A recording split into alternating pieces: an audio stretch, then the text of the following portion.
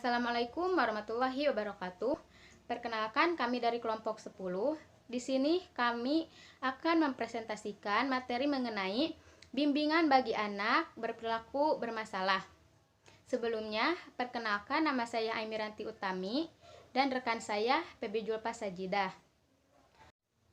Yang pertama, pengertian anak berperilaku bermasalah. Perilaku bermasalah adalah tingkah laku penyimpangan dari kebiasaan-kebiasaan temannya. Lebih lanjut dikatakan apabila anak tiba-tiba tidak dapat melakukan apa-apa, itu merupakan indikasi bahwa anak mengalami masalah yang segera harus ditangani oleh gurunya. Yang kedua, bentuk-bentuk perilaku bermasalah. Di sini ada dua masalah. Yang pertama, masalah bagi dirinya sendiri. Yang kedua, masalah bagi teman sebaya. Baik, yang pertama, masalah bagi diri sendiri, yaitu ada rasionalisasi. Rasionalisasi adalah perilaku yang ditunjukkan dalam bentuk memberikan penjelasan atau alasan yang dapat diterima oleh akal, tetapi pada dasarnya bukan penyebab nyata, karena dengan penjelasan tersebut individu bermaksud menyembunyikan latar belakang perilakunya. Yang kedua, ada menghukum diri sendiri. Perilaku ini tampak dalam wujud mencela diri sendiri, penyebab utama dari kesalahan atau kegagalan. Yang ketiga, represi. Represi didefinisikan sebagai upaya individu untuk menyingkirkan frustasi tekanan, konflik batin, mimpi buruk, dan sejenis yang menimbulkan kecemasan. Yang keempat, fantasi. Dengan berfantasi pada apa yang mungkin menimpa dirinya, individu sering merasa mencapai tujuan dan dapat menghindari dirinya dari peristiwa-peristiwa yang tidak menyenangkan, yang dapat menimbulkan kecemasan dan dapat mengakibatkan frustasi. Dan yang kelima, masalah denial. Bila individu menyangkal kenyataan, maka dianggap tidak ada atau menolak adanya pengalaman yang tidak menyenangkan dengan maksud untuk melindungi diri sendiri. Selanjutnya, masalah bagi teman sebaya. Yang pertama, sikap bermusuhan. Sikap bermusuhan ini nampak pada perilaku agresif, menyerang, mengganggu, bersaing, dan mengancam lingkungan. Yang kedua, sinis. Perilaku sinis muncul dari ketidakberdayaan individu untuk berbuat atau berbicara terhadap kelompok. Yang ketiga, mengelak. Bila individu merasa diliputi oleh stres yang lama dan terus-menerus, individu cenderung untuk mencoba mengelak. Dan yang terakhir, ada bullying. Perilaku siswa yang lebih kuat biasanya memang sering melakukan tindakan bullying kepada siswa yang lebih lemah.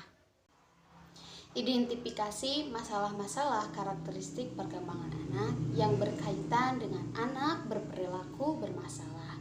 Yang pertama, perkembangan fisik dan kesehatan.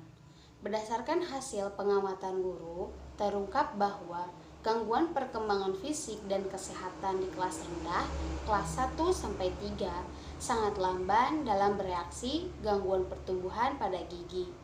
Sementara itu, pada kelas tinggi, kelas 4-6, persoalan gizi, pertumbuhan fisik yang tidak sesuai dengan usianya, dan lebih kecil dari teman sebayanya. Perkembangan diri. Sikap toleran terhadap diri sendiri mulai tampak, akan tetapi belum merupakan pola perilaku yang konsisten. Keberhasilan berbuat atas inisiatif dirinya sendiri dengan pilihan dan disertai menerima saran dan bekerja sama dalam kelompok. 3. Perkembangan sosial.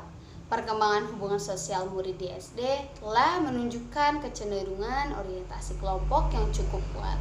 Hubungan sosial ini telah diwarnai oleh kesadaran akan identitas diri walaupun masih berada pada identitas yang lemah. Kemudian, teknik bimbingan anak berperilaku bermasalah. Yang pertama, perilaku attending, yaitu teknik mendekati anak untuk menimbulkan perilaku positif seperti meningkatkan percaya diri dan mempermudah ekspresi anak. Contohnya, perilaku attending yang baik. Yang pertama, kepala. Jika seseorang ada yang bertanya, maka dia akan melakukan anggukan jika setuju.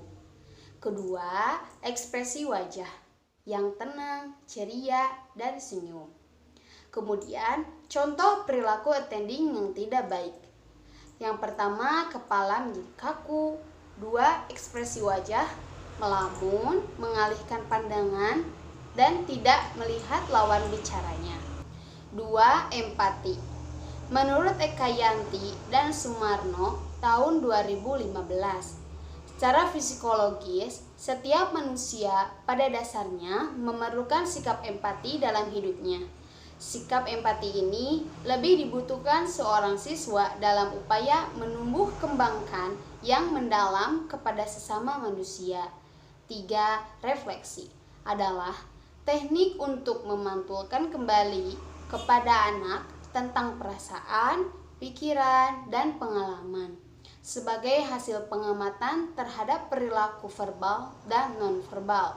Terdapat 3 jenis refleksi menurut Suprawan tahun 2014. Yang pertama, refleksi perasaan, 2 refleksi pikiran, dan yang terakhir refleksi pengalaman.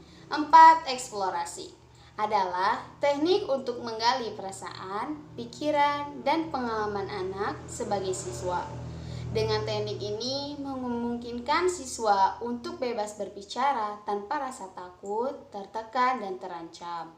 Terdapat 3 jenis dalam teknik eksplorasi. Yang pertama, eksplorasi perasaan, 2 eksplorasi pikiran, dan yang terakhir eksplorasi pengalaman. Mungkin sekian pemaparan dari kelompok kami. Mohon maaf bila banyak kesalahan, semoga bermanfaat. Wabillahi taufiq wal hidayah. Wassalamualaikum warahmatullahi wabarakatuh.